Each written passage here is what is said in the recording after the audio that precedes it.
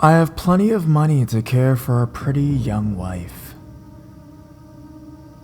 This story isn't nearly as creepy as the ones that are regularly posted, but it did creep me out very much. I'm a 20-year-old female, and I work at a Quiznos in front of my university, right next to the dorms. I should also mention that I'm a redhead, which in the past has put me in somewhat similar situations, though in much smaller degrees. Maybe someday I'll post some of the creepier ones.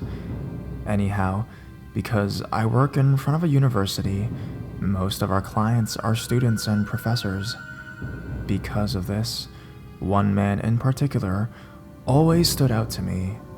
He wasn't a student or a professor, he was an older gentleman, maybe early 60s. He had a strange routine. Every day at 4 p.m., he would come into a restaurant with a giant duffel bag, leave it in a corner, and ask for a black coffee. I should mention that I usually work the cash register, so I always prepared his coffee. He would always stare at me very intently as he asked for his coffee, but never said anything. I wouldn't think anything of it if he wouldn't always sit in the exact same spot every day, directly in front of me, staring at me for over half an hour. After this, he would always ask for a cup of water and sit in the same spot again, and stare at me for a while longer. Usually I would try to distract myself doing a lot of different tasks, but I would always see him staring and it bothered me. After a while, he would always leave without taking his duffel bag and come back after an hour to once again sit and stare until he would finally leave. I should also add that, though he was always a pretty common customer, the routine itself only started a week after I started working there. This went on for 7 months. It was always the same exact routine. It became a joke among my coworkers that he probably just had a thing for redheads, and in all honesty, after the first months of the creepiness, I assumed it would never escalate and just got used to it. I dismissed him as a strange man and never gave it a second thought. Until recently, about 2 weeks ago, he decided it was time to strike up a conversation. He starts to ask me many questions, mostly about where I'm from. People assume I'm foreign because my red hair isn't all too common in my country, plus I have an accent caused by a speech impediment, and starts to ask me about exactly where I live, my age, my major, my family, etc. Thankfully, a line was forming, so he had to go drink his coffee. I thought it was strange that he finally decided to say something after so long, but never really got worried. When he returned for his usual cup of water, he told me how flawless my skin was, like porcelain. He then asked me to please take off my glasses, which I did. He then told me that he had never seen such pretty hazel eyes. By then, I felt like an item he was inspecting before purchase. He told me about how he used to be an engineer, so had a lot of money saved up to care for a pretty young wife if he ever found one. All of this he said with a strange smile on his face. By this time, I was trying to politely leave the cash register and go to the back, as I was starting to actually become worried. Sure, to anyone else, he could have seemed like your everyday flirty old man, except he had been watching me for months. I managed to get away and decided to go do dishes so I wouldn't have to go to the front of the store again. I told my boss and coworkers, and they all laughed it off, thinking I was being paranoid, but I felt like something was off. The next day, for the first time, he was not there. I found it weird, but decided to count my blessings. Other than the old man's absence, the day was completely normal. That night, I got off work around 8:30 p.m. and sat down on a bench on one of the better lit areas while I waited for my boyfriend to pick me up. A few seconds after I sat down, the old man sat down next to me. I immediately felt uncomfortable, especially since he was invading my personal space somewhat. He said that a pretty girl like me shouldn't sit alone in a bench at night, in a very low voice. That one line chilled me to the bone. Thankfully, by then, my boyfriend called and told me that he was in front. I mumbled something and left. After that, I refused to work the cash register and waited inside the restaurant until I got picked up. I could see that he got mad that I wasn't the one giving him his coffee, and at some point, stopped going altogether.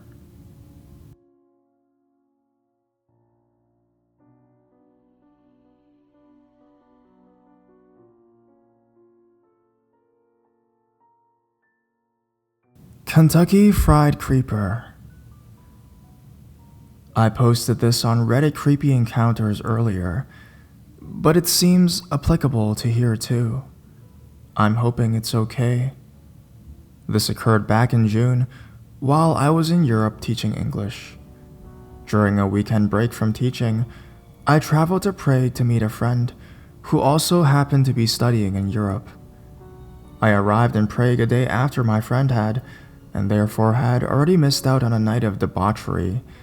As a result, after the obligatory sightseeing was over, I was eager to go to clubs and get drunk like a proper 20-something tourist.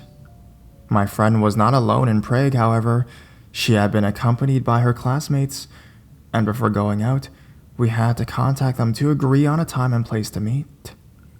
For some strange reason, however, neither of their cell phones were working, and mine was dead as well. So in order to contact them, we found the closest fast food place that had free Wi-Fi. Behold, a KFC. We sat down and she proceeded to contact her classmates. Once done, we realized we had some time to kill, so we chatted while taking advantage of the free Wi-Fi. At one moment, my friend and her classmate began whispering back and forth to one another while staring at me. I figured they were poking fun at me, so I continuously asked them what they were looking at and talking about. Each time I uttered the remark, they would give me a look that suggested I should be quiet. Finally, I became too tired of it and leaned towards them to ask what was going on. At this point, they informed me that there was a man sitting directly behind me who was secretly taking pictures of the two girls on his phone. Confused and incredulous, I whipped my head around and sure enough came face to face with a cell phone camera and a creeper behind it.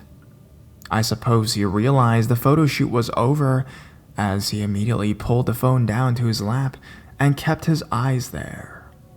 I turned back around, unsure of how to deal with the situation. Do I take a phone? Do I take the phone?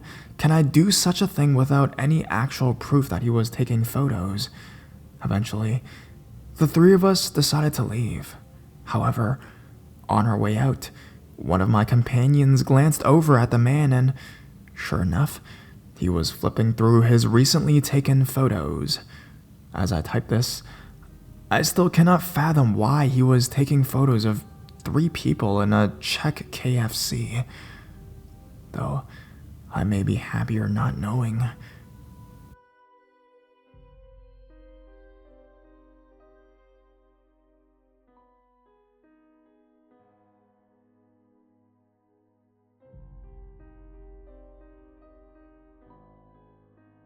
Dairy Queen. I live in a particularly weird part of Texas, in an area made mostly of subdivisions and rundown stores and libraries. One of the places I remember most from my childhood is the Dairy Queen 10 minutes away from my house. I used to make my parents take me there like every other week in the summer when I was around 8. But something happened that made us slow the frequency of our visits. My mom and I were finishing whatever ungodly sugary concoctions we'd gotten, and were getting ready to get out and go back home. We made it to my mom's truck before she realized she had left her purse on the bathroom counter. She went to go retrieve it, telling me to stay in the car while she was gone, and locked me in. I had been sitting there for not even a minute when this random guy just appears out of nowhere and staggers around for a second before noticing me. He came over and tapped on the window I was sitting next to and asked me if I could lend him some money. Being 8 years old, I didn't have any money, and this guy was kind of scaring me, so I just sat there and shook my head. My mom came out of the store and started towards the truck before the guy saw her too. He asked her if she was my mom, and she said yes, walking back towards the driver's side door while keeping at least 3 yards distance between her and this guy. He looked like he was going to follow her, but once she got into the truck, he decided to just go back to the window. He asked again if my mom could give him some money. My mom was getting the same weird vibes from him as I was and told him, "Sorry, no." For some reason, this really pissed him off, and he banged on the window telling her that he really needed money, and when she again declined, he started yelling that he hoped nobody would help her when she was in need and that she was a selfish whore, etc. My mom basically just floored it out of there, and both of us were silent on the way back. I hope I never come across anyone like him ever again.